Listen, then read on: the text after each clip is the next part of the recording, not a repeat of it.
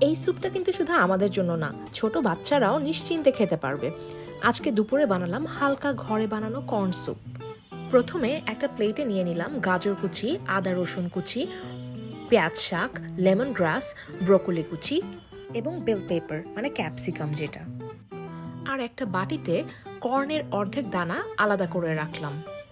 আর একটা বাটিতে কিছু কর্ন পানি দিয়ে ব্লেন্ড করে নিলাম। এইবার একটা হাঁড়িতে একটু বাটার, তারপর আদা রসুন কুচি আর পেঁয়াজের কুচি দিয়ে হালকা নেড়ে নিলাম। এরপর এক এক করে সব সবজি যোগ করলাম। একটা টিপস, পেঁয়াজ শাকটা আসলে পরে দেওয়া লাগতো, আমি একটু আগেই দিয়ে ফেলেছি। লেমন গ্রাসটা শুরুতেই দিবেন, এতে স্যুপে দারুণ ঘ্রাণ আসে। এরপর কর্নের দানাগুলো অ্যাড করে দিলাম। এরপর কর্নের ব্লেন্ড করা পেস্টটা যোগ করলাম।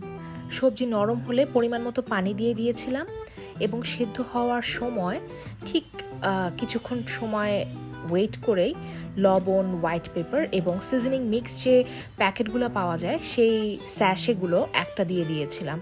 সবশেষে কর্নফ্লাওয়ার স্লারি দিয়ে ঘন করে চুলা থেকে নামিয়ে নিলাম। এই স্যুপটা আমি আমার বাবুকেও ব্লেন্ড করে দিয়েছি, ও খুবই পছন্দ করেছে। বাসায় বানানো হালকা এবং পুষ্টিকর একটি কর্ন স্যুপ।